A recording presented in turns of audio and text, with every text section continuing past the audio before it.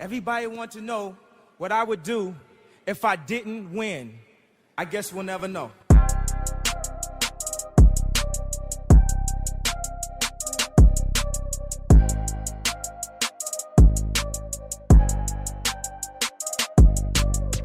Imagine making a difference.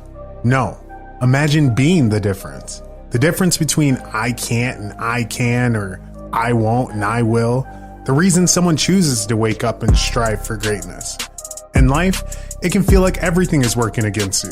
Let's defy all odds and break generational curses. This is Overstepping Poverty with Daquan and Zacchaeus.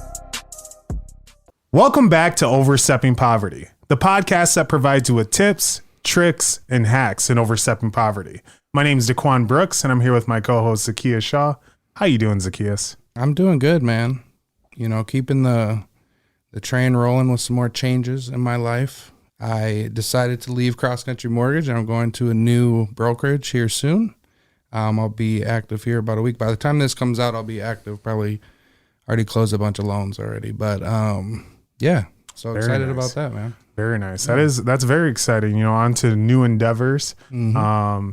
You know, I was actually reading the other day, and I forget what article it was, but they're stating that people who, like, within 2 years, 2 to 3 years is what they're saying, they leave their job.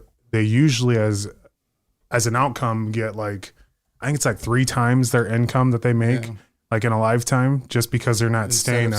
Yeah, absolutely. Like, and I'm reading this, I'm like, geez. But again, it's like, if it's for you and it's better for your situation, why not? Like, why would you continue to say it's something that's not fulfilling your needs or anything like that, you know? For sure. And that's not to say that it didn't fill my needs at one point. I'd look at it kind of like a stepping stone, you know, to get to where I'm going. And that's how it should be. Absolutely. We can't stay stuck at where we're at. So, you know, what do we say about, you know, if a plant ain't growing, it's dying. Right. You know, so how about you? How are you doing? Man, you know what? On the change thing, as all of our viewers can see, cut off the locks, no more locks. Yeah. Yep. Started over, doing an entirely new hairdo. New year, not a new me, just a new hairdo. That's all. It's about to be a new you. About 2 months. Right. It'll be a real new you. Right. Yeah. No joke. That's coming right around the corner. Yep. You know, sometimes I forget about it, and I'm just like living in the moment before I'm going to have this human that I have to take care of every single day, you know. Mm-hmm. It's kind of nerve-wracking, but then again, it's a lot of excitement as well. So for sure. Let's go. That's that feeling where you got to live there, that feeling of you're nervous a little bit in your stomach. So, well, I want to get into our podcast today. We have an amazing guest. You know, I've been waiting on this one. I'm super excited about this. Somebody that I've been able to learn from kind of from afar, but within his program. And now I'm in another one of his programs called Author of My Life. You know, he helped create Think3D Solutions, also helped form, Bridge the Gap here in Sioux Falls, as well as Leaders of Tomorrow, which we always talk about on here. So I would like to introduce Tamien Dysart to the podcast. Welcome. Thank you. Glad to be here. Yes. Absolutely. I'm glad to have you. Like I said, it's been, you know, for me, it felt like it was always going to happen because we went and got Manny on, you know, and I'm connected with Manny and Vonnie with football. And then we got Vonnie on, and we actually got to shoot in your place of business. Yep. And now having you on, who's doing so much in the city, really all over the country, helping people create better culture. But I want to get to a little bit of a serious conversation here about football real quick. Going into the Super Bowl, you know, I want us to cast our prediction on who we think we're going to win, or who we think is going to win. So we got the Kansas City Chiefs, correct, and the San Francisco 49ers. I want to know who you guys have winning and who's going to be the MVP. Of the game or of the NFL season? Of the game. Of the game. You know, I'll start. I think Kansas City is going to win. I think it's going to be a 17-10. Same as 17-10. Same as the last game versus the Ravens. 17-10, right? That was the outcome. I think it's going to be exactly the same. I think it's going to be a hard-fought battle between two defenses. Obviously, both their offenses are great, but When it comes to coaching and whatnot, like that's the end all be all. When you get into the playoffs, the Kansas City Chiefs are always a different team. Yeah. San Francisco, they have a great team as well. So I think it's going to be low scoring, 17-10, Kansas City on top. Damn. What about you? I'm going to go Chiefs as well. Do you have a team that you like? So I'm a Notre Dame fan. When I grew up a Randall Cunningham fan. Okay. So, but I think probably because they didn't win enough, the Eagles didn't stick. Mm-hmm. So I'm Lakers basketball, Notre Dame football, my two diehards. Okay. And that. So I'm more of a players person. I love greatness. I love the NFL and those type of things. So again, I like Patrick Mahomes. I love Travis Kelce. They chemistry, those type of things. But again, this is going to be football fans are winning right now. For sure. It feels good. It's winning football right now. So yeah, I know it's one of those things. It was always with Tom Brady, when he was playing and the game was on the line, he's going to go down and he's going to win the game. Right. Like, you just know it. Right. And it's kind of like a helpless feeling as you're watching it because you just see it unfold. I kind of feel the same way with Mahomes. I feel like he's that player now where you just don't bet against him. So I actually also have the Chiefs. I don't really believe in Brock Purdy. I mean, I should because he's there, but yeah, they got lucky. I think that defense is going to do some nasty stuff to the 49ers. I really do. I think it's going to be a higher scoring game. I got 34-28. 34-28. Yep. Okay. 31-17. 31-17. Okay. We'll come back to this, but right. All right. Well, let's get into this. I want to start, with you kind of taking it back to the beginning for you, kind of where you come from, how you grew up, kind of what were the dynamics as you grew up, and how did we get to, Think3D, starting a nonprofit? How do we get to this point? Yeah, well, that's a long journey. It's a long story. 44 years old, so that's a lot of years in there. Born and raised Sioux Falls. First 6 years of my life, my dad wasn't in the picture. He was in prison for a few years, and that. So my mom, I'll call it, she was single mom for a little bit in there. I had a very abusive stepfather when my early memories. He beat me a lot. So kind of put a fear of a father figure in the picture. My dad gets out of prison, moves in, mom kicks dad to the curb. Early on, again, I was one of those things like we would probably teeter between lower class, lower middle class, kind of teetering back and forth. And one of the best and worst things my mom could do for us was she just knew she was frugal, Dutch, right? Knew how to stretch a dollar. So it never felt like we were poor. I don't feel like we didn't feel like we were poor. Right. But you hear a lot of stories about people who use those moments of, man, I came from, and that's my driving motivation. I don't have that per se because I didn't feel like I went without. Right. She always made sure there was enough. Christmases felt very normal. She did all she could. So again, shout out to my mom for that baseline. For sure. Watch my dad. My dad was an entrepreneur, really to a degree by happenstance. So being a felon, going to the prison, black man in South Dakota, especially in the 80s, racism still around. And I watched him. I watched him face and struggle and do the various things. And so, though I can respect the things that some decisions he made, it hurt the family in a lot of ways. And so I watched, him still deal with a lot of that, being a black-owned business. He owned a construction company, so watching him grind at the same token, then trying to take chances. And so really that instilled early on in me. I'll never forget a key moment in my life where, growing up, right, when I was in high school or school system, we had 5% diversity, so it was very clear. You're othered. I remembered, fourth grade girl come up to me at the pool and my friend thinks you cute, and then next thing now your lips are too big, and so again the whole time I don't fully belong. Grade school, getting called certain names, you will butt for that for sure. So always having that kind of thing. But a key moment in my life was I grew into construction, if you would, because my dad had a construction company. So summertimes I'd work with him. So I built a little bit of work ethic in that. I was not afraid of hard work, and I would say my work ethic wasn't the greatest yet. And I was working out of town in Mitchell all week, construction for a different company, and came back on a Friday night.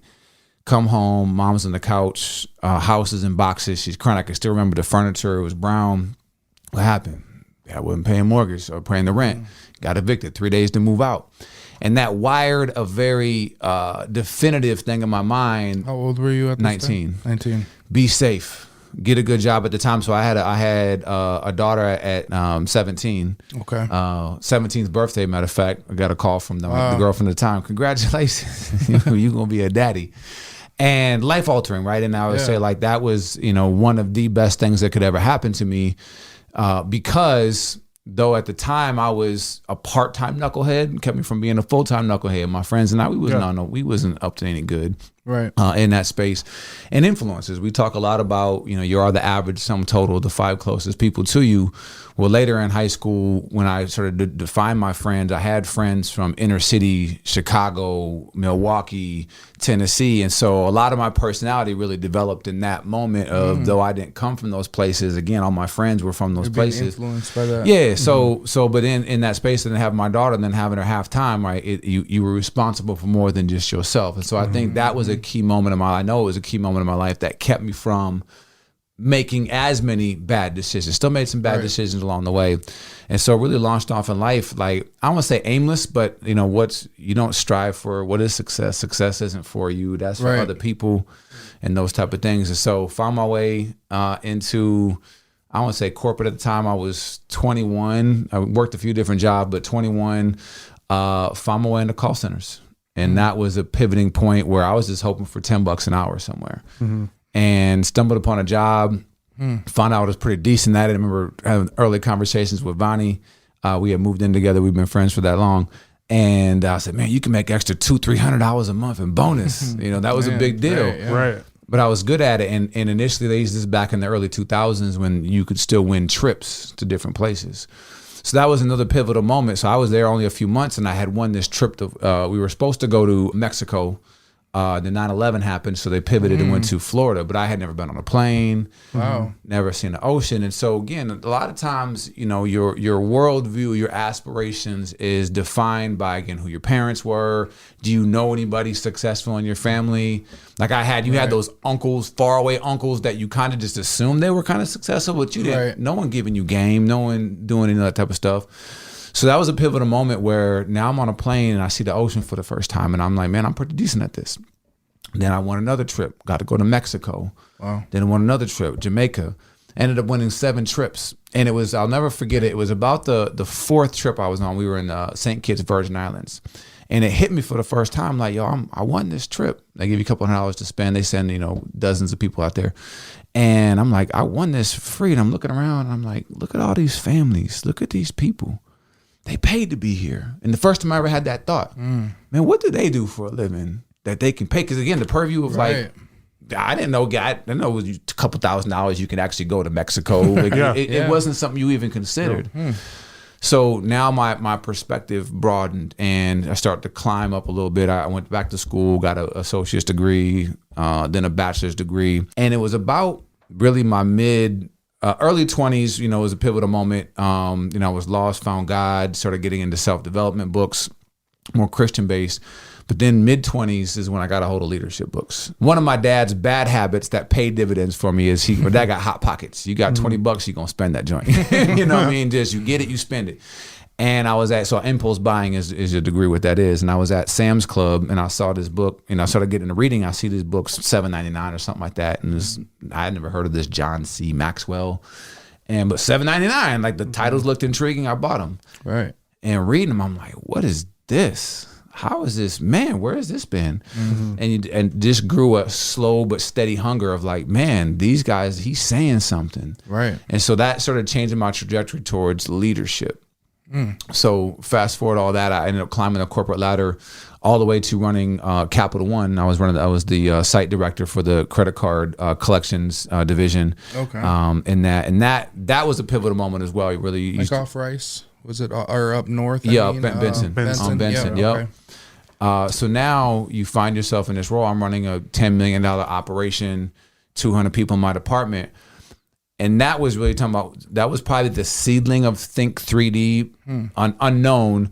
So Vonnie, myself, and a good friend of mine, Thomas Martin, Thomas was the first one. He was always the more ambitious hustler idea. He was like, we should start a consulting company. So he planted that seed of consulting. Vonnie at the time was in sales. I kind of knew the business management side. He was on the finance side, Thomas was. Planted the seed, nothing really stuck, but again, I had built myself a 6-figure job, all those type of things. And recognized, man, I built a high performing culture. Like we had, think about this for a second. We had customer experience scores in credit card collections that was better than our customer service department. Wow. From building a healthy culture. So like when I got to the moment of putting into practice all these years, like I got an MBA in business management. I kind of honestly just poo-poo that aside, but it's like that was cool. But the books, I never had a mentor directly. But John Maxwell was my mentor because I kept reading all of his books. Wow. So I got to see the power of what that could do for your life. I want to rewind it a little bit because there's a lot there. First, I want to go back to when your father's coming home from prison. What was that? Do you remember? Well, first of all, how old were you? And then secondly, do you remember kind of your thought process on the time as all that was happening? No, I was 6, kindergarten to first grade, so that transition in there. You know, I don't remember a lot because I remember obviously with a lot of trauma with my stepdad of just the abuse. Sure. I never saw him. I now in hindsight, my mom, he put hands on my mom, but I never saw it, right? So it was kind of in hiding. Wow. But I had such a huge fear of a father figure. So when my dad stepped in, he had a couple pivotal moments that I'll give you one as an example. So when I was, that summer when he kind of moved in, I was playing softball, going out for softball. I played t-ball the year before. And I asked anyone, how hard is it to get a 6-year-old to stand still, 6-year-old boy of all things? That's almost impossible. And I'm in line to batting practice, whatever. My dad takes me to the thing. Kid in front of me takes my hat, throws it on the ground. We wrestle around, just mess around. My dad walks up. If you can't take this seriously, you're not playing. Tells the coach he won't be back. Never played again. Now our brains are a make sense machine. What does your brain make of that situation? I did something wrong. Right. Again, I'm already got a fear of a father figure. Yeah. Right. So that was a huge blow to my confidence. And again, unintentional. I've gone back since and thought about that. Like, again, he was now a felon. He could have been trying to get jobs that day and got turned down 3 or 4 times and just provide for family. I don't know what he was going through that day. For sure. Right. Again, not justifying by any stretch, but those pivotal moments. And so again, but slowly within that acclimated again, and just having both my parents there. My sister, who's 2 years older, she ended up playing club sports. So it provided, I would call it a semblance of somewhat normalcy. Like my dad wasn't a bad dad by any stretch at all. Like he wasn't abusive and those type of things, nowhere near what I had experienced, right? But so it gave us a sense of, again, somewhat, I would call it felt middle class, even though I think economically we were probably on the lower end of that. Okay. So they made it feel right. Yeah. Right. I also wanted to go to the point where you're in your early 20s and you talk about finding God. What was happening at that point in your life where that happened? Because typically people get at some of their lowest points when they find God or they find that inner light and really start to pick themselves up. Yeah. Basically. Right. Well, there was a song you were listening to at that point in time too, on Rerun. What's the point? So I want to hear all about that. Yeah. So I was in deep depression. Having a daughter at the time, I was actually 19 years old at the exact moment. And I had gotten a car accident. Nothing bad about my back. Windshield broke out. And I had the money to fix it. So I had to put a plastic over it. So everywhere you go, it's just a reminder like, man, your life ain't nothing. Man, your life ain't nothing. And it was DMX slipping, I'm falling. I can't get up. And it just, I played that song, no joke, on repeat for a solid month, 2 months, just that song. Cause it was just, I was in a mood and I was just like, man, what's the point? And at the time, again, thankfully, again, having a daughter, I never had suicidal thoughts because it was like, I got a daughter to take care of, but what's the point of life? Was this, aim, all that type of stuff. And I had this girl at the time that I was talking to and she was just like, come to church. At that point, when you like, why not? Like, what I got to lose? And it was one, you hear a lot of these stories where that first sermon, it was like no one else had to be there. That was for me. That message was for me. And at the time of my life, again, I wasn't making a lot of great choices, but it was something different. You could taste a little bit of positivity. And so then I went back again and again, and that just set me on a whole different trajectory of, getting into the Bible and really changing me even from my friend group, or again, a lot of Saturday nights where Vonnie and I had been living together probably since 2022, 23. They'd be going out to the bars, and I would go to Bible study, right? So even in that moment of those small moments of separation of investing into myself differently helped to start to change my mindset. Right. Principle of exposure, that in which you're exposed to influences who you become. So it just sort of gave me a different trajectory, a different shape, and hope, right? Hope and inspiration. So that was a big moment for me. That's a great illustration, and I can just see a lot of that stuff when you talk about it. It's easy to picture, and at this point, you know, from there, finding John Maxwell, really taking on those teachings. What is it like when you were thinking about consulting? Was like something like Think3D and Leaders of Tomorrow something that was thought of then? No. So the consulting, right, if the seed was planted, and again, we'll go back to seeing my mom at 19, play it safe. Again, I did the same thing. I work hard. I was a hard worker. I developed work ethic. I always say, people often see me now and they think, oh, Tamien is this disciplined dude. I would say just one statement, like, I got fired from John Morrell or Smithfield. Like, who gets fired from Smithfield? Because I couldn't make it to work on time. Like, I got fired from a couple jobs.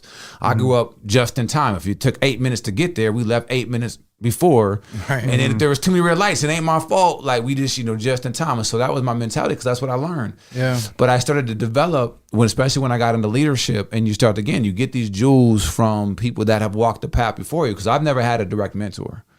But again, if you learn to extract from books and other people, and now you start to watch and observe what does success look like, and you watch their behaviors, you start to see that. And so as I started to get into that space and sort of climb the corporate ladder, and I climbed quickly. So like I took, when I said, all right, I'm gonna get into leadership, because I had enough, I don't say I had enough trips, but like, when you first go from an hourly employee to salary, there's usually a step back, especially if you're good in a sales job where you're getting bonuses, right? Right. But I had to make that leap to go forward. But now when I had a first chance to become a leader, if you would, all these things that I had been sewing into myself through these books, I had a chance to put them into practice.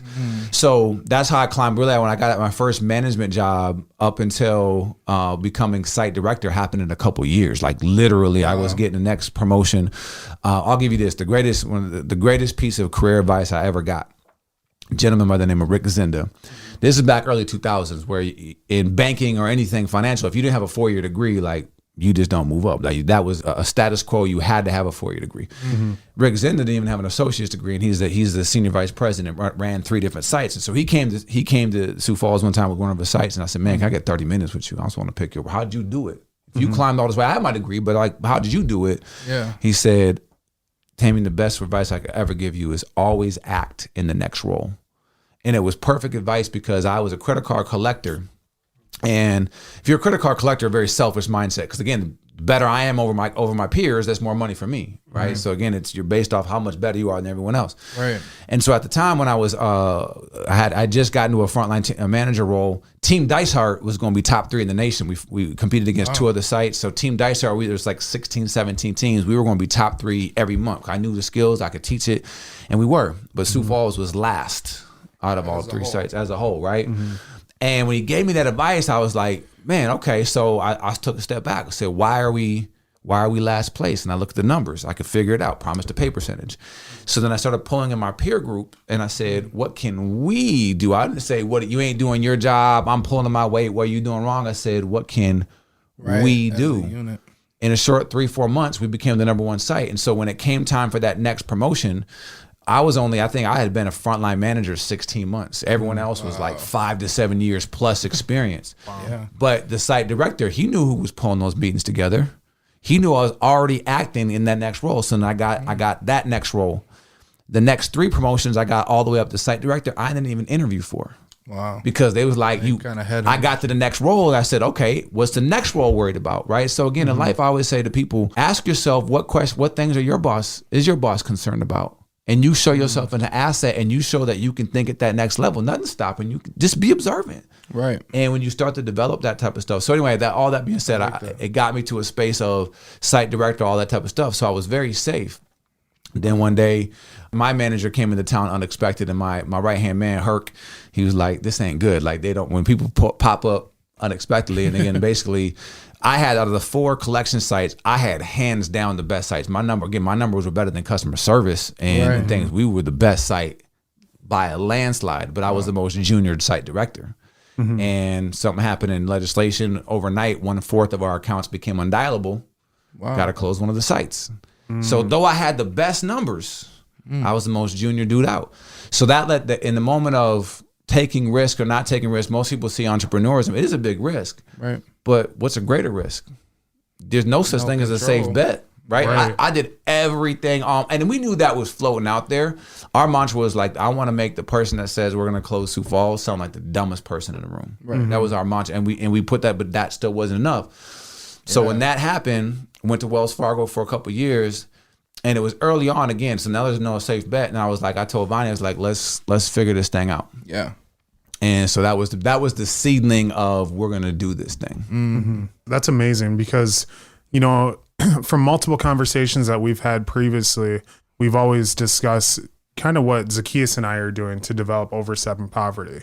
And that's one, I mean, we used to meet each week. We'd go out to lunch and we discuss, of course, like what are our business ideas, and we put them on paper. And some of those ideas, I mean, they just kind of got tossed in the trash until finally we're like, Overstepping Poverty, like no matter what, we're doing this, right? So what I want to know for you and Vonnie getting together, that momentum that you guys built, what was that like? Can you take us through that process of building Think3D?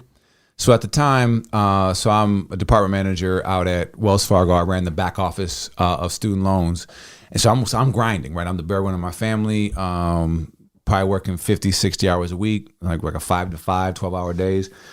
And then I get home, right? I got young girls at home. So I told Vonnie, I said, look, you know, he doesn't have kids. And I was like, my girls go to bed about 8:30. Show up at my house every Monday at 9 o'clock, right? And that's what's important, right? When you have that stepping stone, not only because one of my favorite quotes is from Les Brown. He said, want shows up in conversation. Expectation shows up in behavior. Everyone want to talk about, man, wouldn't it be cool if we did the thing? Yeah. You get with your friends and they talk about it. Yeah. But do you have the behavior? I said, don't call me. Don't text me. I want to hear it at 9 o'clock. Right. Again, tonight we doing this? No, we doing this, right? If we go and do this, right? And without fail, every Monday night.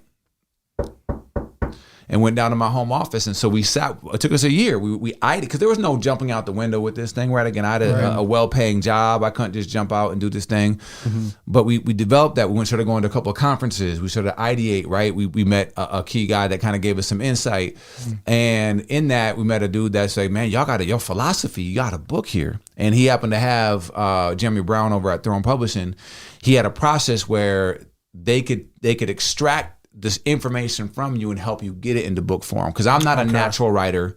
Vonnie doesn't write anything down. Like, how do you collaborate between two individuals and put your ideas? Because we have been working on for a long time. Both had an extensive experience building high successful teams and those type of things. So that really built the philosophy of Think3D, solidified it right down into actual book form, the 3D, the 3 dimensions of a healthy culture. And so from that, we had a 5-year plan initially because I'm like, man, to unwind this thing, to go from a 6-figure job to starting your own business, it's going to take some time. But when the book came out in 2016, people were like, yes. And coach has been a buzzword for the last decade. Right. But again, obviously, people didn't know what that really took. And so people were starting to gravitate to the philosophy. And that's when Vonnie's like, I'm going all in. He said he sold his house. He moved downtown, reduced his debt, emptied his 401k to sustain him a little bit. And he said, it was September of 16. He went all in. And then 9 months later, again, obviously I had a little more responsibilities and stuff like that. 9 months later, I was trying to play both. I was trying to get the business moving and still work 60 hours a week and be a family man. And it just wasn't working. So had the conversation. It's like, I'm betting on me. I'm betting on us. And launched 2016. Think3D. So how does that relationship continue to grow for you guys? I just want to know, like, between friendship and a business relationship, how do you keep two separate but still be able to grow in both? A couple keys. We asked ourselves 3 questions before we really did the thing. Number one, is there a need for it in the marketplace? And we knew we could see that this was coming. Culture was changing in a different space, right? Yeah. Number 2, are we good at it? And Vonnie had proven over and over he could produce high-performing teams. I had produced high-performing cultures and departments and those type of things. So we knew we were good at it. But third, why does it matter? Are we in it for the money? Because again, I was making the money. I was making really good money. I could be sitting cush right now. But the reality was making a difference, which our belief statement at Think3D was kind of developed out of that we believe that we can better the world by improving the way people live through improving the way people work. Mm-hmm. And we saw the ills of that, right? We saw the ills. There's a story, I don't know if I shared it when he was on the podcast, but again, a gentleman he worked with, that his wife was going through depression, had 2 young kids at home. And because work was taken out of him so much, he's like, I know she needs me, but I don't got it. Because work was just draining him. And then when he went home, he had a 2 and 4-year-old, like he had to give every ounce he had there. And it's like, we have to do this differently. Mm-hmm. And so that because we are aligned and helping people and wanting to do something beyond just make money, that's a great starting point.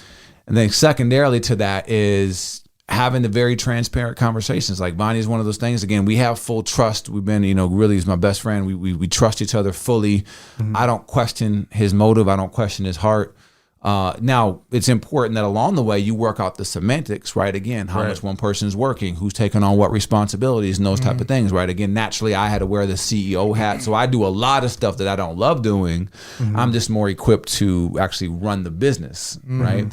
Which then frees him up to just be Bonnie and be able to, again, he is at his best when he's dealing with corporate leaders and various things, right? I always say, if his mouth's not running, we're not making money. Don't ask him to write nothing down, put him on a mic, put him in front of people, and that's his flow, right? So having that transparent conversation along the way, and especially even as your business shifts, we're 10 people on the team now.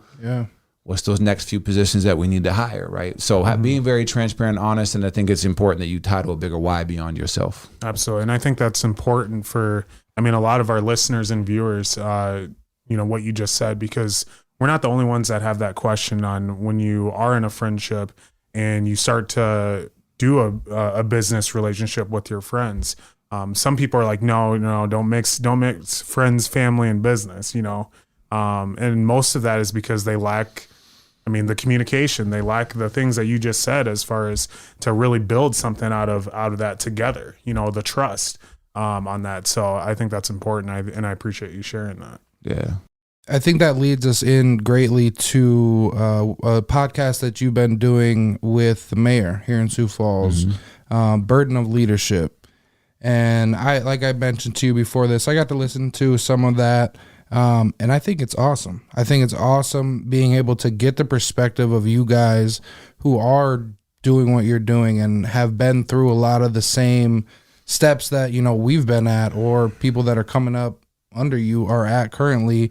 What is, if you could just talk about the name of like the burden of leadership, what is, the burden of leadership? Yeah, like a burden is something, a choice. Like we all have choices in life and you choose to pick these things up. And I think one of the biggest challenges that we have as community leaders, again, early on, we chose to make less money to impact more. Because it's like, again, you give me, $10 million a year, that's great, all the type of stuff, right? And you it's on its way at some point.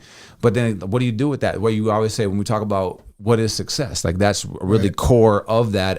We always ask folks, and we've been through LOT is do you have a personal or custom definition of what success is to you? 90 to 95% of people don't have their own personal or custom definition of success. And so 2 things that's important about that is, A, if you don't have your own custom definition of success, will you ever be successful? And the answer is absolutely not. You can't hit a destination that's not defined. Then what happens then by default, people call success what the world says success is: money, power, fame. But that in by itself is not real success, because you can see people on TV or social who have that, and celebrities have a higher than average divorce rate, drug usage, all those type of things, because money, power, fame is by itself is not it. Right. You take the mayor. Mayor built from scratch a multi-million-dollar company. He could have just rode off. He could still be riding high, making millions and stuff like that. But it was like there was more than that. So when you choose to pick those things up, and I think we always talk about this word sacrifice. Be clear, everyone's sacrificing something. Sacrifice is to give up something of value for something else. Well, what are you willing to sacrifice? Now, most people, unfortunately, sacrifice their potential success for the comfort of the moment. They conform to the now because it's too hard, all those type of things. On the other side of it, if you truly want to make a difference, and this is the type of stuff, right, you hear Jeff Bezos talk about, I think he calls it like regret theorem or something like that, where when he was choosing to start Amazon, is this something that I'll regret if I try or if I don't try? There's two sides of it. And I think that's one of those things when the mayor was called to run for mayor, and he's like, will I regret this? Because he said, I want to be at highest service to the community. Well, how do you serve the community in a different way? Same for us. Like we're on the cusp where I just started another company called Elevate You, where we're building a personal development app.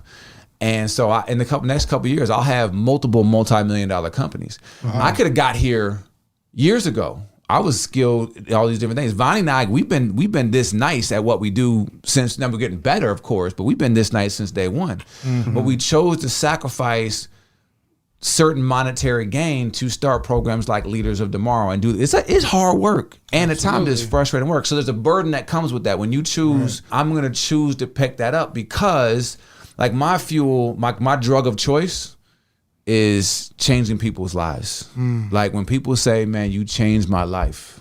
Like where I took a couple hours ago, I was at Washington High School. We're a next gen. Like I'm these young, they looking at you and I'm giving y'all game. They don't even know how much game they're really getting. I said, this is the stuff that can take you wherever you want to go. Right.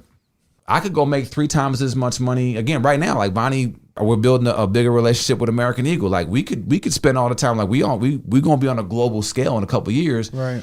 We could have been doing that, but if I made all the money in the world, I'd still want to come back and help our community. Right. So the burden of that is it comes with sacrifices. It's frustrating at times where people miss the message or maybe think it's a money grab. Like money grab, like we could be doing this over here, but there's a burden in that. Right. In that.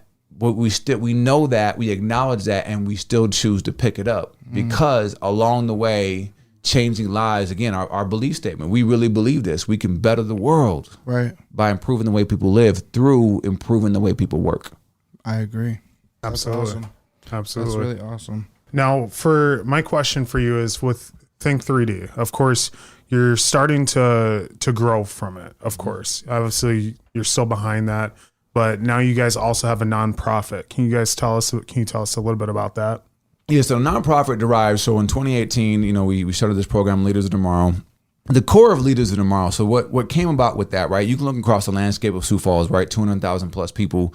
You see 40% diversity coming out of our school system. But you look across the landscape of CEOs, boards, community leadership, elected official, all those type of things. How much color do you see? Not a lot. Right. And Vonnie and I, being 2 young men of color, and especially having a growing business, we were getting asked all the time, hey, love to have you on the board. We're trying to diversify. So we kept hearing that, right? And you look back, like, where's the pipeline? There's not a whole bunch of folks that are in the pipeline again, there's a readiness for sure to sit on these boards. And if we're being transparent, right, is you can look back to saying, in the 80s and 90s, there was still racism. My dad faced it. My uncles faced that stuff. So there wasn't, I never aspired for this because I saw the ills of it wasn't for me, all those type of things, right? So we launched Leaders of Tomorrow with the focus of building up leaders that will lead our community into the future, but being able to provide it in a way that was the same content that we give to our corporate clients, your First Premiers, your Averas, those type of things, give that same content to people who may not be able to afford that. Right. You look at like a Leadership South Dakota program I went through a couple of years ago. It's like $3,000 to go through that. So unless you work for a company that's going to pay for you to go through like something like that, again, you see less than 5% diversity. Right. Not because they're trying to keep people out, but there's just not a lot of mid-level people in organizations of color that get sent to these things, right? And again, the people that are currently in positions, is not that they're I don't believe there's racism still exists in that same way, any way, shape, or form. They're just not aware of that. Well, being a person of color, I'm aware of that. So we launched Leaders Tomorrow with that idea of building leaders with an emphasis to make sure that our programs, we have at least 40% representation similar to what's coming out of our school system, so we can build leaders of color to be prepared to step into these positions, those type of things. That's awesome. It morphed beyond just emerging leaders, your 18 to 40, 50-year-olds, and we got into justice impacted. We got into specialty cohorts for teachers and nonprofits. Again, truly taking this content and how do we seek out community funding and resources and grants so we can provide it no cost to groups like teachers and nonprofits that they don't have access to this type of stuff on this level or justice impacted. People that are coming out of the prison system, again, who most of them, you hear their story, they never stood a chance. Man. So that passion out of that was huge. Now, the burden beyond that, again, we look at Leaders Tomorrow, it's not a Think 3D program. This is a community program because we're seeking community funding. And so launching Bridging the Gap there's a lot of things that are beyond just the scope of Leaders of Tomorrow, our community table talks. I'm one of the catalysts, myself and another gentleman helped launch the Neighborhood Soccer League, right? Providing free neighborhood soccer now in 8 Title I neighborhoods across our city. So the needs go beyond just us, and we need to help. We needed to recruit help. And so we have an amazing 12-person board that helps guide and gives us perspective, right? Because sometimes I can be guilty of doing too much because I care so much. But sometimes I pump the brakes on that because our community at large is not ready to support everything that we need, whether that's homelessness or justice impact. I don't want to say they don't care. They're just not connected at the same point. Yeah. So having this nonprofit to be able to help draw some separation, because there's some people, again, if you don't know what Think 3D does, it could seem like, oh, Leaders of Tomorrow is how we make money. We get paid about 60% on the dollar, right? 60 cents on the dollar for what we do corporately, like all in, when you talk about having to find the money, find the people, qualify them, do the program, and then foster the community afterwards. Or I can just go give this same program to this company straight A to B. Right. And so all that's said is that's what Bridging the Gap was, to help tell that story, tell that storytelling and get more people engaged in that, as well as provide direction and guidance, because ultimately Leaders of Tomorrow is going to live on beyond Tamien and Bonnie, right? You're building leaders. And so again, in the next 5 years, you're going to see other people leading beyond this. And so again, this isn't we started it, yes, but it will live beyond Tamien and Bonnie. Yeah. So that was the point of a nonprofit. So again, this could continue to impact the city of Sioux Falls in perpetuity beyond Bonnie and myself. Yeah. I think it is awesome with all of that. And you talk about the lack of diversity when it comes to, city council and whatever, when it comes to politics. Has it ever been something where you've thought about you getting into politics? Yes, I've thought about it, been asked. Yeah. They say never say never. Never. I mean, it's honestly, it's where's your power zone at? Will you be great at it? I probably, right? Again, but especially now, seeing directly Dawn Marie on school board, and you hear these things like, my power zone is multiplied in building leaders. For sure. Right? Because I don't say this, it's not an easy thing. Like, some people can just, again, there's a lot of companies that they just make money and then they can give back that money. That's great. We need that, right? It's a lot of work to do the things. Again, hats off to anybody who runs for office, state legislator, city council. Because again, what they get paid, it's not worth the headache sometimes. Now, someone has to do it for sure. Yeah. Which again, I applaud at the highest level. I know my power zone, right? If I stepped in to do any of those arenas, I don't have the time to do this other stuff, which I'm really good at and effective as well. And so I ask myself, how do I have a maximum impact? And one of I'm going to impact millions of people. For sure. Well, if I ran for a city council and did that term, that's going to slow down that global impact. Like, literally in the next 5 years, I will have footprints in other countries starting to impact people. So for me, it's not about, Sioux Falls, this is my home, I want to give all these type of things here. But also, to a degree, like, there's a part of that profit in your own town. Like, some people don't recognize, like, I don't say we're not bigger than Sioux Falls, but like, we're not confined by this. Like, we will be a global company in the next 5 to 8 years. Between multiple companies doing that type of stuff. Now, the beautiful part is I need to go out there to get some of those resources to pull them back in here, because some people just can't see the vision. Right. And just to be able to do, like, a lot of our storytelling components with what we do, we pay for that ourselves. Like, our philanthropic give back is we just pay for the videos ourselves because it needs to get told. Right. So politics, shout out to everyone who does that. You'll never see Tamien on a ballot. There you go. Never. Yes. No, well, I appreciate you answering all of those questions, and I just think it's so cool to see the type of impact that you do have. Like, so I want to give you your flowers, because there's conversations, and it's been years at this point, where people are like, it was before when I didn't go through your programs of Leaders of Tomorrow, and they're like, dude, you haven't done this, you need to do this. And then going through it and then seeing opportunities where there's people that need what you guys are providing, and be like, I need you to go to Leaders of Tomorrow and basically get your mind right and get into an environment where, you know, everybody is there to learn. If you're deciding to go to something like that, you want to become a better person in one way or another. So kudos to you for, you know, creating a space like that, because I think it is really going to change not just Sioux Falls, but, you know, and not even just the Midwest. I agree. I see this going global. The people you're going to affect is worldwide, and it's commendable for sure. So thank you for that. I appreciate it. Yeah. Absolutely. You know, before we get into our next segment of this episode here, I do just have one question for you for that. And that's going to be, what do you feel like is the biggest thing that needs changed within our community? Connectivity. You can't have compassion from a distance. And, you know, you can, what do you think about homelessness? What do you think about the justice impacted? Go engage with somebody who's homeless. Go engage and sit down and hear someone's story who's been through the justice system. You can't, and again, it's one of those things like how it's easy to have an opinion. Everyone's got an opinion about something, but like how informed it is. And that's the problem we have in this country. Everyone's got an opinion about something. Right. And oftentimes you don't recognize, like, this is one of the things, like Vonnie and I, we have a statement from early on in Think3D. Do you want to be right or do you want to be effective? I don't care at all about being right. I have no ego in that. I want the most effective thing. And when you start to think about that, again, most people, that's what I love. I shot a video a few weeks ago, Man in the Arena. And it's based off of Teddy Roosevelt's quote. Like, I don't respect the man who ain't in the thing doing the thing. Get your hands dirty. Right. Go get connected to the thing. Because this is, I'm on record as saying this. There's a lot of ills that we're trying to tackle in our community that 15, 20 years from now, Sioux Falls is going to be we already know it'll be a different version. Yeah. A lot of it we're not going to like. And a lot of it's happening right now, and there's not enough people concerned about it because you live on the outskirts. It's someone else going to do it, all those different things.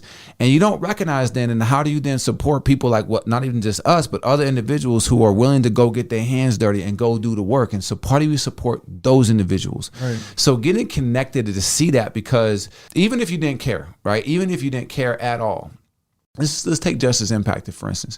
Even if you didn't really care about the justice impacted population, right? Do you want to save community? Well, yeah, it's something everybody wants, right? 95% of people get out, right? Well, what kind of community do you want to have? And when you understand their stories, Right. again, most of them, the vast majority, well over 50% confidently, never really stood a chance. Well, at current, go to Joe Foss, right? Most of those kids, you can tell what kind of trajectory they're on. Right. And you could still change somebody right now. But how dare anyone have an opinion on that without being willing to mentor or contribute financially or do something to curb something while we still can? And so that's one thing, like we say all the time, like Vonnie says, like, Sioux Falls isn't necessarily special. We early. Go trace Omaha back to 200,000 people. You know what it looks like? A lot like this. But it grew without the intentionality. Our core saying at Think3D, a culture will emerge whether intended or not. But if it's not one you invest in, it's going to be one that you pay for. So there's things happening right now that our community is going to look in shades that's not going to be so great 15 years from now. And we can do stuff right now, but we don't have enough people tethered to it, caring enough about it to say, we can, again, it's solvable to a degree right now, but we're growing 5,000 to 7,000 people a year. Yeah. You get to 300, you get another 100,000 people in this joint, it's going to look a whole lot different. Right. And if you're not investing into steering it where you want to go, again, if you don't invest in it on the front end, man, you're going to pay for it. So our community needs to get connected to, find a problem. I don't care what it is. I don't care if it's underserved youth. I don't care if it's justice impacted, if it's homelessness. Find a major ugly problem, because we keep making these lists of best places to live. And I love Sioux Falls, born and raised, love Sioux Falls. But in all the hard stuff, man, we suck like everybody else. Do the math. Right. Recidivism, suck like everybody else. Homelessness per capita, suck like everyone. And all the hard stuff, we ain't no better than nobody else. And that's the part where I'm really, passionate about it. Like when you talk about the values of our community, show me your values. Don't tell me, show me. And that's where we need more people connected to the issues at hand. And I guarantee you they'll change their tune after hearing the stories and they'll have more compassion. And you ain't got to do everything. Right. What something can you do? Right. I see it on a lot of levels. And I've talked about this before, but when I'm coaching and I see, you know, Vonnie, myself, and Manny are coaching at O'Gorman, and we go to these schools where I guess you can say there would be more less fortunate children that go to, and then you see their behaviors, you see the coaches' behaviors, and it is a real problem. It's a real problem because I'm coaching a few years ago before I was coaching with Manny and them.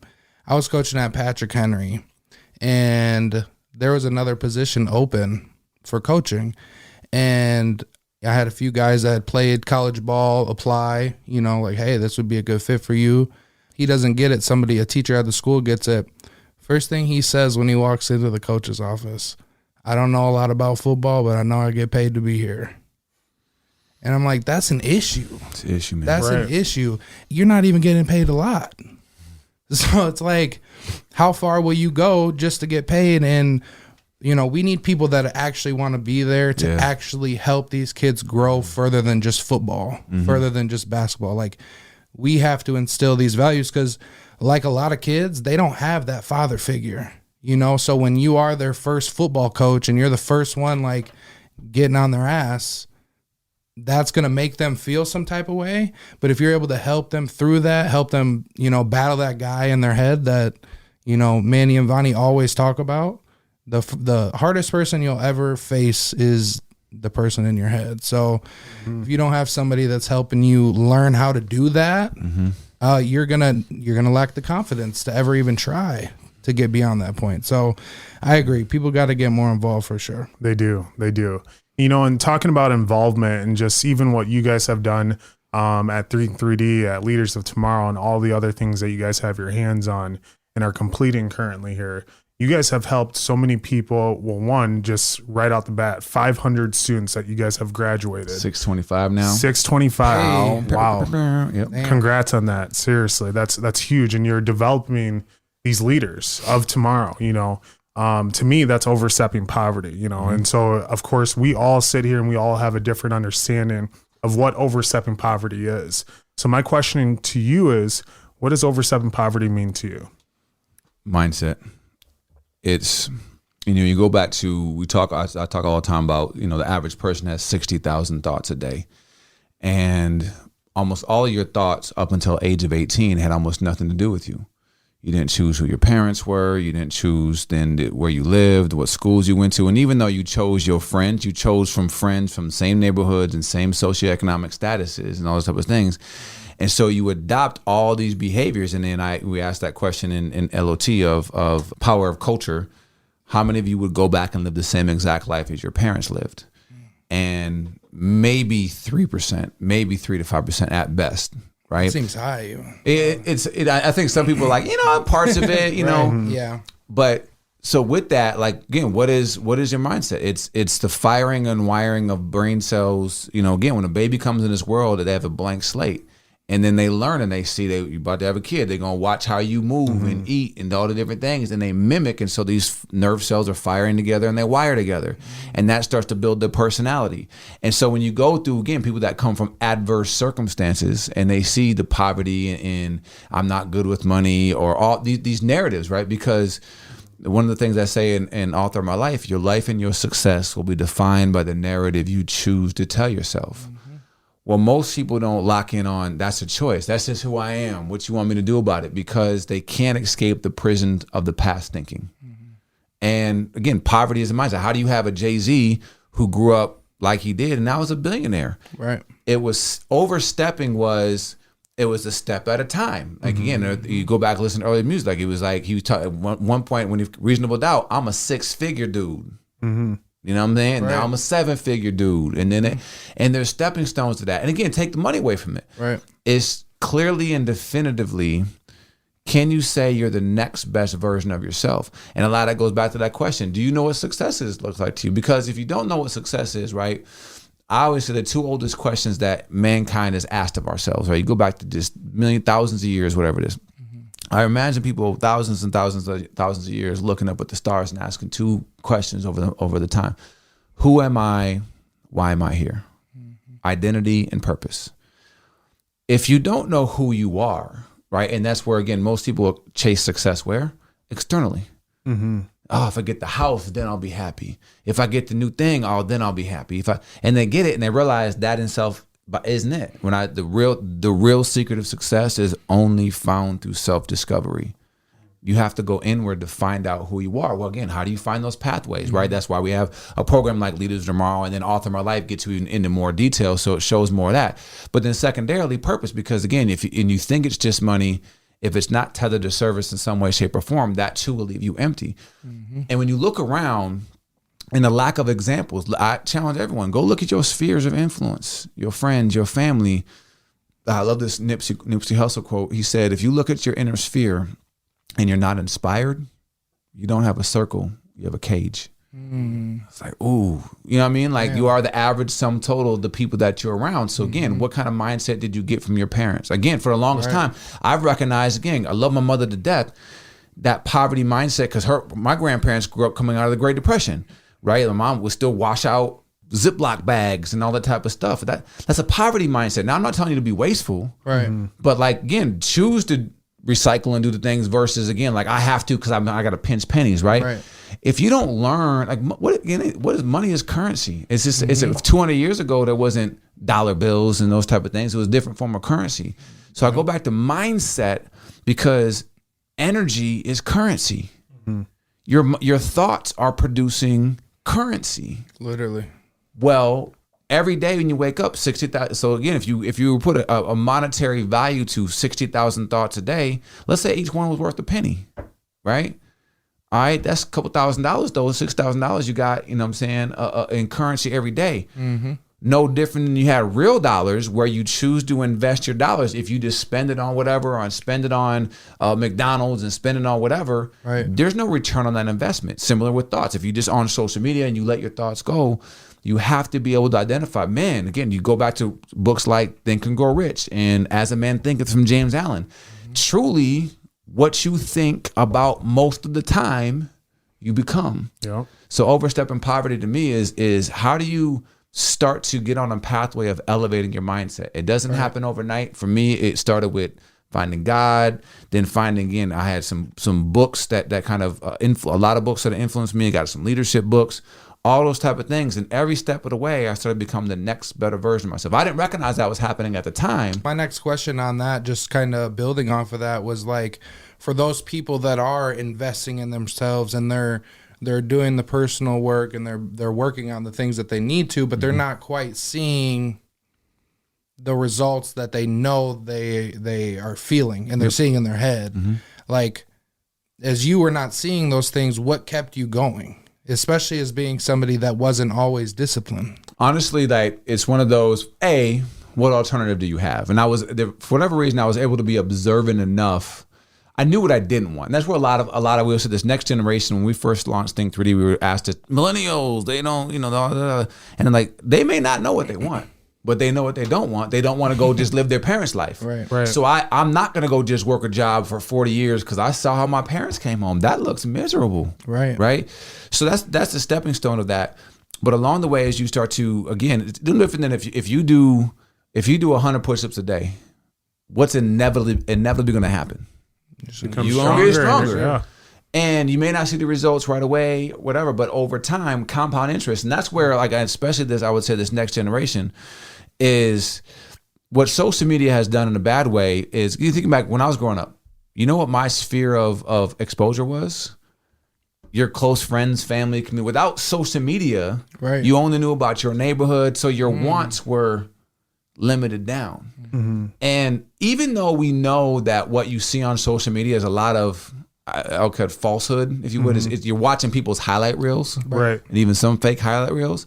We know that consciously, but subconsciously, what you're exposed to. So you see that, man, you watch the movie. Like, think about even today how numb we are to people dying because watch movies all the time, right? So what you're exposed to matters. And so along the way, again, knowing that this mental exercise, you cannot not do the work and to not improve your life. Right. Period. It's a law. And that's where I say, like, the way I'll give this example. Life has its ups and downs. We know this, right? And we know success is not a straight line, all that type of stuff. You hear that. What's the greatest investment in the world you can make? Into your mind. Because what happens is if you start to get on this trajectory of personal development, it's a guarantee, money back guarantee that I cannot, every book you read, you got smarter. That's right. I love when I get on an airplane because I try to read a book in the flight. I landed smarter than I was when I took off, right? This, that simplicity. And so every book I read, now I read probably 50 to 60 books a year. And I know that I'm going to be smarter. If I did almost just nothing with it just by exposure, right, I'm going to be on this path of becoming the next better version of myself. Now, the importance of that, when life has its ups and downs, it's polarity to the next better version of you. So now 5 years down the road, your lows up here are way higher than your highs way back here. Right. Simply by the money back guarantee investment that will never fail you. Yourself. Your mindset. Yeah. So greatest ROI of all time. And along the way too, zoom this out. Let me get this last piece. Zoom this out. I was reading 2 summers ago, I was reading Tony Robbins' new book on health, Life Force. And the modern technologies they about to come out with is sci-fi stuff. Like right now, they're 3D printing all the organs, all the stuff. So you're gonna start seeing people hit 120, 140, all those type of things. Like I was saying this to the high school students. I said, let that sink in. I said, a lot of y'all have a century in front of you. Right. 100, literally. Wow. 100 years. So what's 5 years to 100? So patience, I always teach patient persistence, right? I know John was probably talking about that when he was on here, right? Because I mentioned him in patient persistence. A lot of people heard that we overestimate what you can get done in a year, but grossly underestimate what you can get done in 5 years. And when you zoom that out and start to build, like my Young Kings Collective, we just had everyone go through a 5-year visioning. And what's crazy is because a year, again, I can do all this and you don't hit everything you want to do in a year, you get discouraged. Right. But when you look at it from the 5-year lens, you see that, oh yeah, I'm stepping towards this 5 years. And so now time gets put into its proper perspective. Right. And it's like, back to what's the alternative? If I don't, I can look around me and see the results. And the best part about all of that, if you try this and try it for 5 years. If it doesn't work, if everything I'm saying, I'm lying to you, you can always go back. Right. That job gonna be there. You know what I mean? And the people are gonna still be there and have the same mindset, complaining about X, it's gonna be there. Right. Give it a shot. You deserve it. Man, bars right there. Yes. So now I want to take it into what's called Roundtable, where you're able to ask us questions, of course. You know, we've been grilling you this entire podcast, and you've been doing great as far as answering all of our questions. I think it's our turn to be on the hot seat. Yeah, I love it. So y'all got y'all episodes in now. Y'all been doing your thing. Again, shout out to what y'all doing. I love when I first seen that, I was like, I love the concept. I'm glad y'all keep doing it, all this type of things, right? You hear nuggets. What's y'all process of putting stuff into practice? Because I always say knowledge isn't power, only applied knowledge is power, but it's only experienced knowledge that turns into wisdom.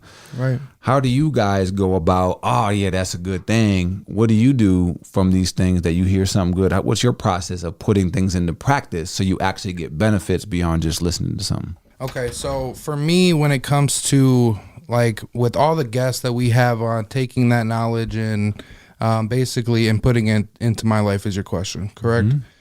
I think a lot of it is just the perspectives, knowing when I'm in certain situations. One that sticks out to me is Matt Roach, and a lot of the stuff is very simple stuff, but just having the 3 people that he really trusted in. And for me, that's more so taking a look at the people that I've been keeping around me, more of the people that who can I trust, especially as we have kids and we're building our families. I think you start to think about those things a little more on like who are your kids spending most of their time with and stuff like that. So I think investing in the people that are around me that are doing good is a big thing, you know. And I think I learned a lot from just the perspective of each person in itself having their own journey, having their own obstacles. So when I'm going through my obstacles or I'm going through my tough times and hearing what people have been through, it makes it like, oh, like this really is not bad. If he can get through some of these things, like why couldn't I get through some of those things? So that's another thing. Another thing that I learned from doing the podcast as well is kind of like people's comments from the outside as well that aren't on the podcast necessarily. And a lot of times it becomes easier to see their mindset on things and how limiting it is based off of some of the guests that we've had on, you know, and hearing like they might look at one person and they might not fit their idea of what overstepping poverty is, but who's to say that person can't be a resource to you to get to where you need to go, you know? And I think that's what's so limiting about a lot of things. And I think that's, you know, with what you're doing with your Young Kings collective and getting those, you know, young leaders around people that are in places that are successful and they're high performers. And, you know, I think a lot of that is what I take away from it mostly, is just the perspective of others and understanding that, you know, for instance, if you can do what you're doing, why can't we do that as well? It's inspiring. Absolutely. Absolutely. You know, for me, it's one thing I've noticed with everyone that comes on to our podcast, they're leaders, but two, they're working on themselves and they're helping work on other people as well. You know, they're not just gatekeeping the information to ensure that they're growing in an aspect, they're taking people with them and helping them grow as well. So for me, it's like, okay, so how can we do that with overstepping poverty? How can we not only, of course, just limit the people that are just here sitting in this chair, but take what we're doing out into the world and give that back, so then that other people can tell their stories or make a podcast that they want. So that is one thing actually that I feel like we moved into now that we can actually start this year, and it's what's called OSP Productions. It's a much cheaper way for people to utilize, you know, all the great equipment that we have, so then they can make their own podcasts, so then they can tell their own stories and whatnot. So then the way I see it is we're putting this podcast out and it's helping a bunch of individuals. Now, if we can make a huge podcast family that's also doing the exact same thing, I mean, we're helping millions then at that point of time, you know? So that's one thing. And I think also just the one thing I see that everyone sits in that chair when they're working on themselves, it's like they kind of have tunnel vision. It doesn't matter what the other person said. It doesn't matter what, you know, what the world thinks I'm supposed to be. It's just me. I'm doing everything today to be better tomorrow. And so that's helped with me as well. I'm like, okay, it's time for me to have tunnel vision. If I like what I'm doing and I like the career that I'm in, continue to do it. If I like overstepping poverty, then I'm going to put everything into it, you know, to continue to do it no matter what the world thinks. And so I think that's for a lot of people, they need that tunnel vision to keep going, because you allow outside factors kind of deter you. Sure. And then you don't get done what you really should be doing in this world. So yeah, it's a big distraction. Another question I got. So I have a lot of favorite quotes. Wendell Oliver Holmes had said, "Man's mind, once stretched, never returns to original form." How far in the future have you allowed yourself, and again, a very intentional word, allowed yourself to dream? And what would it take for you to dream one size bigger than that? Oh man, that's a tough question. You know, I'd probably say I've allowed myself 5 years into the future. And I think that's just because I'm a man of, like, if I think of doing something and I write it down, I'm going to do it, period. You know, so I was able to get my 5-year plan out.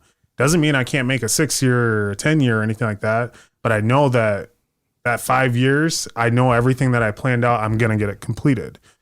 Now, when I think of 10 years, I'm like, there's so much unknowns, so many things that I can't control in that 10 years. So it scares me to truly think of that long and put something out on that. So yeah, 5 years is the most that I have for that. How could you go one size bigger in what you're dreaming of in 5 years? Stop being scared, be uncomfortable, you know, and just really it's because it's not that I don't like to be wrong, but like when I put my mind to something, I don't like to fail at it. And so then I feel like if I go any further, I'm setting myself up for failure, but I think it's probably okay to fail because things change. Yeah. You know, people change. So maybe just that. Don't be afraid of failure, you know? I like that. I think for me, you know, I've done the 1 year, the 5 year, and I agree with the Quan actually. I would say probably 5 is as far as I typically go. Not to say that I don't think about what the future would be, you know, even just 20 years from now. My grandma asked us that, so I have thought about that a little bit. And, you know, obviously life is way different at that point. But when I think of like 5 years from now, and then when I start thinking of 10, it's hard for me, kind of like DeQuan said, because I feel like if I say what I want to do 10 years from now, it feels like I'll be limiting myself because of, you underestimate what you can get in 5 years, imagine 10, so it's like, I guess I haven't gone further than that to really understand. But for me, like when I envision things, it's like I see pictures in my head. Mm-hmm. Like I can see, like specifically, I can see a picture of like a home with me and my family in front of it, and there's trees all around it, and I see the driveway. I see it. Like I can see it in my head. I don't know where that's at. I don't know when that is, but it's interesting because it's like, as I made the move to leave Cross Country Mortgage yesterday, like that image in my head felt like it got closer.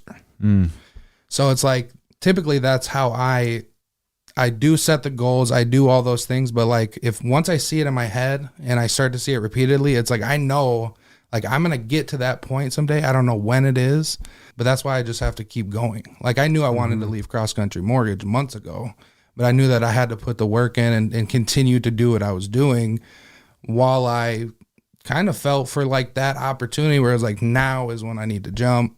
But leading up to that decision of jumping, I felt like I went through a period of like, not dark suicidal thoughts, but like thoughts where you're like, damn, is this working? What am I doing?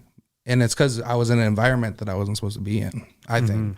So yeah, I mean, I look ahead. I just don't know how far that is really. No, it's big.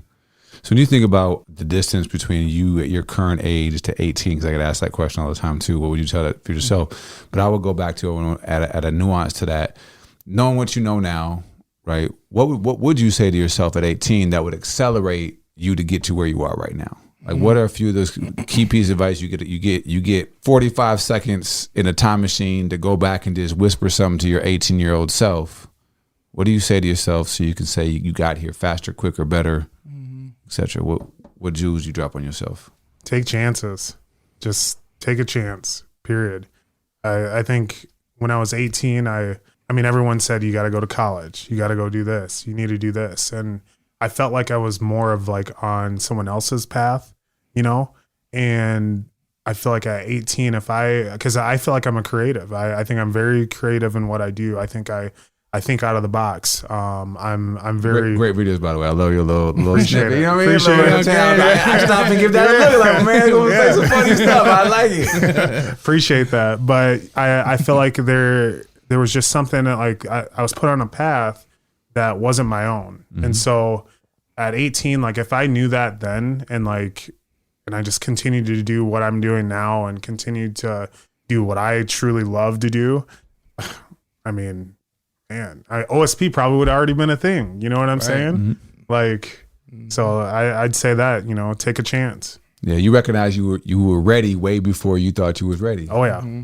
Yeah, that's good. What about you? Yeah. Well, I think it's one of those things, the perspective, like when you're at 18, looking back on that, you want somebody like you, right? Like I wish I had somebody like me when I was at that point.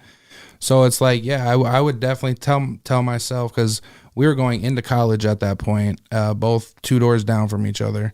I don't feel like I had the confidence to believe that I could do something bigger than just a college route. I didn't even the idea wasn't even presented to me as an option of like, hey, you could be doing something beyond, criminal justice, because that's what we got our degree in, thinking I'm going to go be a lawyer, because my grandma was a judge. And it's like, are you doing these things because of what you want to do? Probably not, but along the way you pick up and you make the most of it. I would just tell myself at the same point, if I didn't change going to college, I would tell myself to get more out of my comfort zone, meet way more people. Like, I feel like I missed one of the biggest opportunities being out of college for 4 years and sticking to the same group of people where most of them I don't talk to. Yep. Like, let's be real. You got thousands of people doing amazing stuff, right now. For sure. And like what we were focused on, like we were all getting our education, but what we were focused on was not what we should be focused on. And I think that naturally comes just with maturity and stuff like that. But,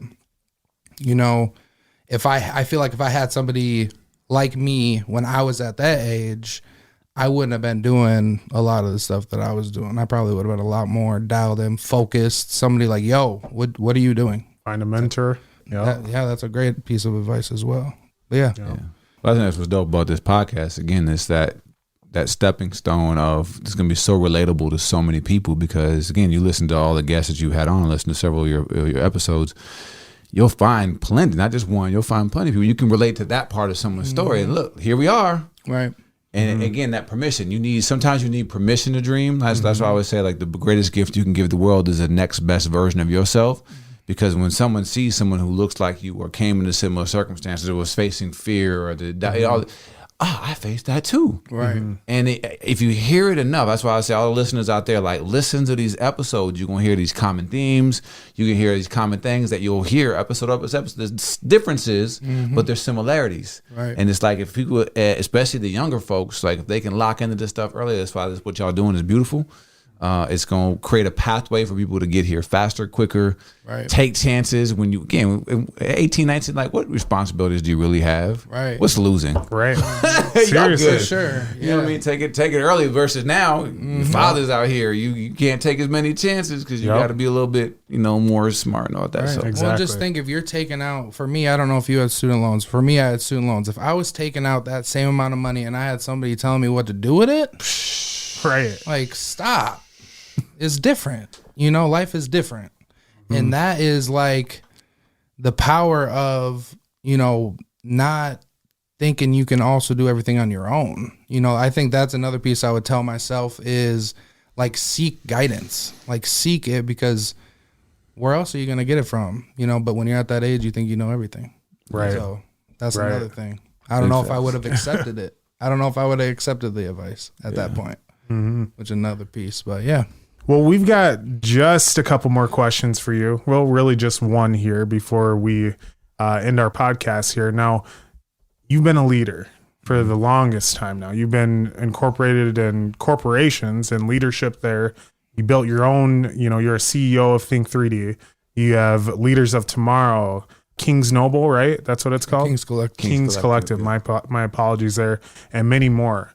But also, you're a teacher. So I'm assuming that during this time, you have given so much knowledge and you've given them tips and hacks, during that time. So what I want to know is, what are the 5 tips, tricks, and hacks that you tell someone today in Overstepping Poverty? Tips, tricks, and hacks. Hey, first of all, just framed it up. Like, there's no fast way to it, right? These are literally stuff that no different than you can't. I want to bench press 300 pounds. There's a consistent thing in that, right? So I would say, number one, go on that journey to know yourself, right? And one of my core tenets of my life is live your highest truth.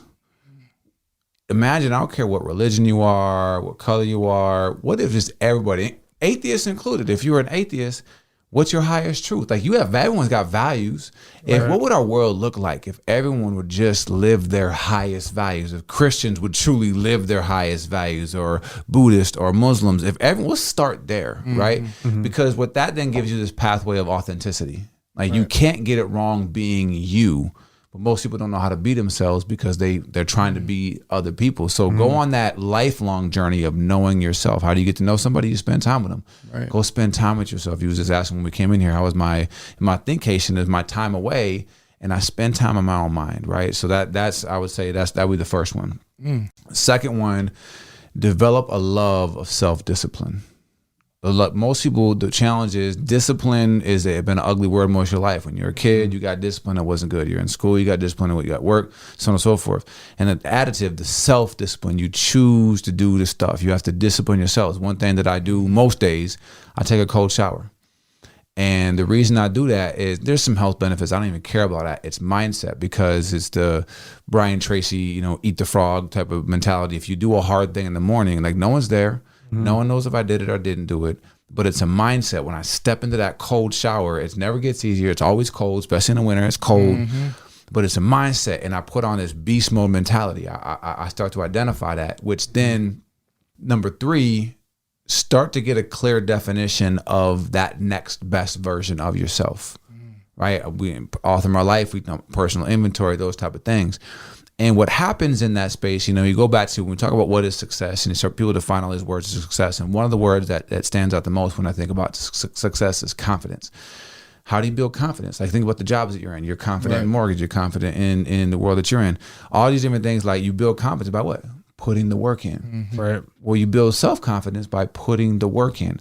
And when you start to get a clear definition of what that looks like, it gives you the confidence. Like, I love my girls at home. I'm like, Dysart. It's the thing. You are Dysart. That I'm the one in my family that's going to mean something different. Right. I built an acronym. What does Dysart mean? Dysart is destiny yields to specific alignment with resonant truth.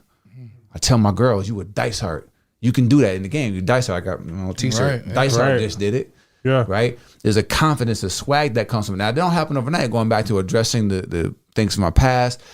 But when you start to see that I can win, and I define that, having that clear definition, if tomorrow you wrote out a script of who you want to be 5 years from now, and you had $1 million and you paid an actor to act it out, they could do it. Right.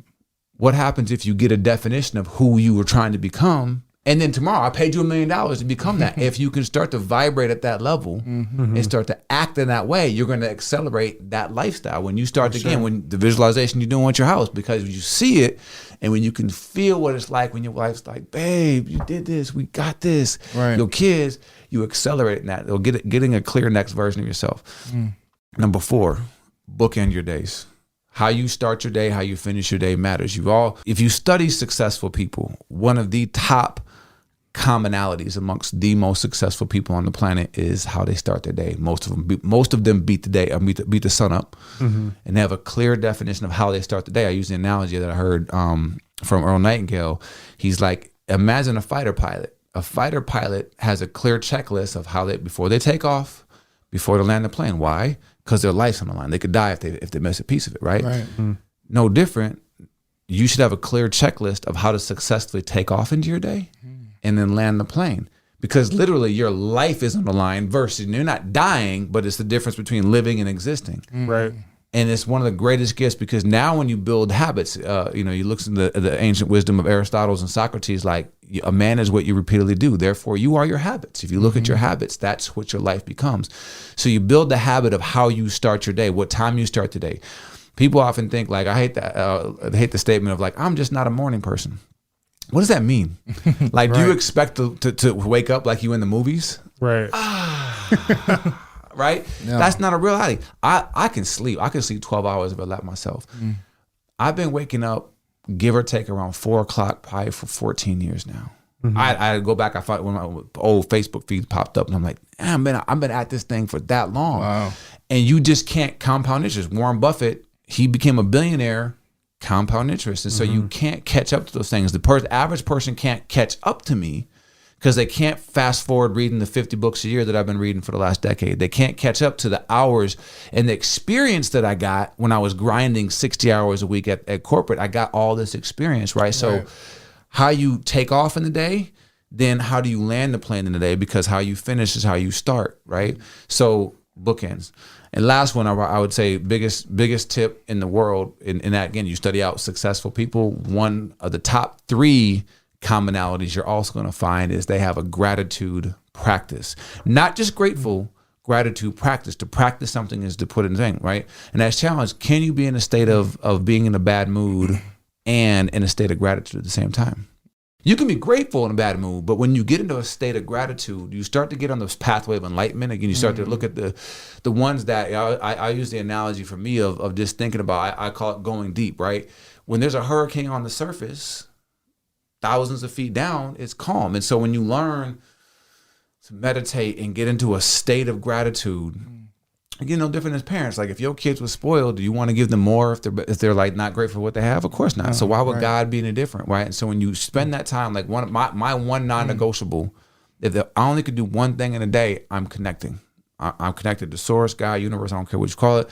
I get connected because meditation. Yeah. I get in there, I connect. I'm grateful for the day. I visualize all these different things, and I get into a state of like true gratitude for what my life is. And you want to hack in I'll give you one step further of a deeper side of it.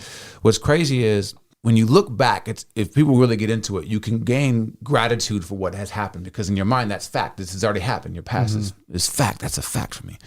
Well, studies show that probably around 50% of your memories are false to some degree. Right. So we know this. So you have facts in your mind, in reality, that happened, but yet it's falsified, but yet you can still tether to gratitude for what has happened. Right. What happens if, again, where does the past exist? In your mind. Head. Yeah. It no longer exists. It's all only in your head. Everything that had in the past just relies here. Where does your future exist? In your head, in your imagination. Same thing. What happens when you can learn to look at gratitude backwards, and you have the same level of gratitude for what has already happened, and have that same level of gratitude? I think because most of Christianity, what happens, what gets wrong with that is they approach God with a beggar's mentality. He said very clearly, he's like, everything is possible if you believe. Keep asking and you will be given what you ask for. Like the difference, again, I really believe this stuff, right? And so in that space, because I know if I can see it in my mind, I can hold it in my hand. If I hold the dream long enough, my motive is pure, all the different things, it's going to happen. Now, when it happens, I always give you this last little piece. Your job in life is to define what you want, why you want it. Right? Really, again, no limits. What do you want and why do you want it? The how, that's faith. It takes faith. I don't know when. That's faith. I believe it's going to happen. I believe faith is evidence of things not yet seen. Everything that was ever created started into where? Somebody's mind. Someone thought about microphones to be able to speak into a thing, thought about all these things. Someone saw it here first. But they had faith, and they held that faith long enough where it came into fruition. Now the when, that's belief. Right? Believe everything is possible if you believe. We sat down on these chairs. You didn't test this. You just believe it was going to hold. When you have that level of belief, it's a fact. The things that I see on my vision board, they already exist. I've created them. I don't know when, that's belief, but they're going to come to fruition. So then when you wake up every day, the last piece of this is your daily responsibility is the who.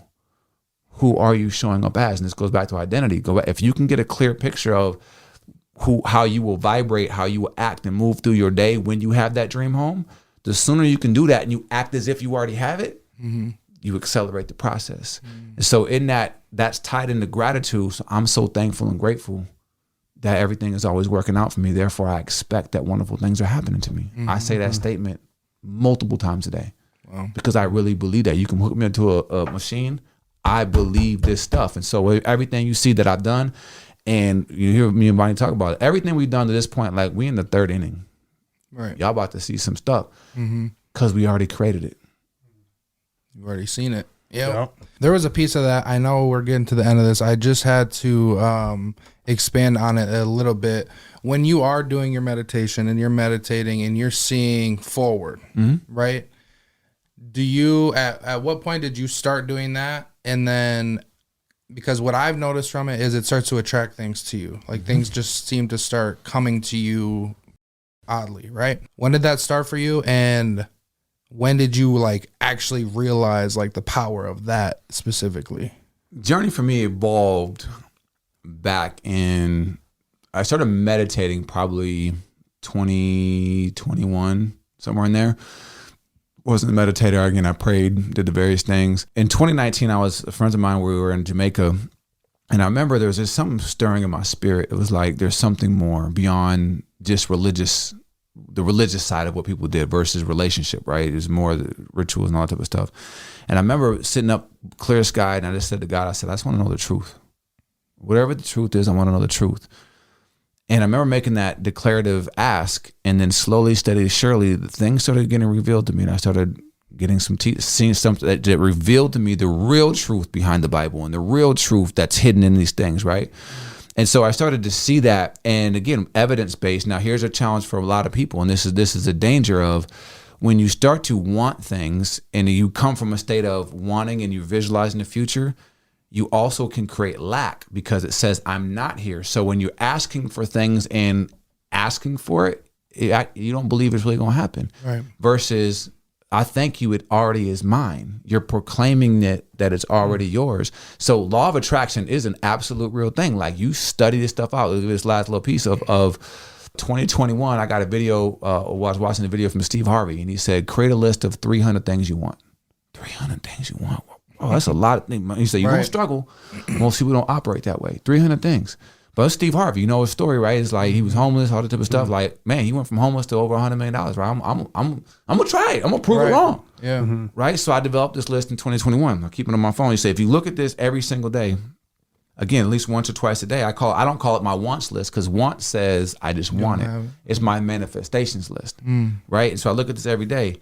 2021, so I got now things, I got personal things I want. I got my house built in there. I got relationship stuff. I got travel. I got a lot of experiences I'm going to have. I have impact and purpose, and I have stuff in my business, right? By looking at this thing, right?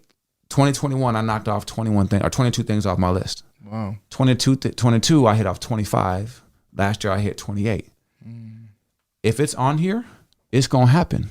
Yeah. Right. I meant this stuff will happen. Right. And I color code it now. So every year I can see, I just check off the stuff. So I have all the stuff. I keep it on there. Right. That's my evidence. So this is my evidence of there's no falsifying what this is. Right. This is facts. You can look back and Tamien, I said it back there in a couple of weeks, well, obviously, but it'll be closed by the time we come out there. In 15 days, we're closing on Culture Cove. That was a thought.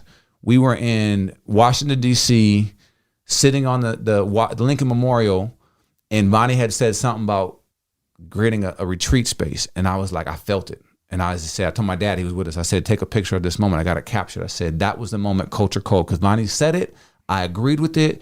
Two became, again, when two or more gather together and they believe, 15 days from now, Culture Cove, 10-acre property, hour outside of Sioux Falls. Lives going to be changed out there. Mind, body, and spirit retreat. Beautiful. Wow. It's about to happen. So again, if you speak it, and that's what again, what y'all have too is special. Like when y'all have, all you need is one. Bonnie's my guy, best friend, lifelong road dog. Like we doing some things. If we speak it, it's going to happen. Again, it's hard sometimes when you're by yourself. But that's why it's important to get around other like-minded individuals like y'all got. And as you keep dreaming and stepping and believing all that type of stuff, it's going to keep coming. Now, again, when and how, almost none of your business. Right. Yeah. Don't worry about it. Just wake up. It's coming. Keep going. It's coming. I'm thankful. It's coming. Right. No, that's amazing. And I appreciate all the gems you drop. There's definitely a lot that, we'll be able to take from this. Our viewers, listeners, and, everybody that comes across this will definitely be a better person when they're done listening to it. So I appreciate that. They will. Thank you so much. Absolutely. Appreciate you guys, man. Absolutely. Yes, sir. And as you guys know, this podcast is brought to you by OSP Productions, the production podcast company that makes podcasting easy for you. Don't have video? That's okay. You don't have audio? Don't sweat it. We've got you covered. All you got to do is go over to oversteppingpoverty.com, shoot us an email, let us know that you're ready to create your podcast, and we'll be able to help you out. Again, this is by OSP Productions, and we're Overstepping Poverty. We'll see you guys next week. Thanks for tuning in to another episode of Overstepping Poverty. We hope you found this week's discussion informative and thought-provoking. We know that tackling poverty is a complex issue, but by working together and understanding the root causes, we can make progress towards creating a more equitable society. If you enjoyed this episode, please share it with your friends and family, and don't forget to subscribe to our show. Until next time, let's take the next steps in Overstepping Poverty.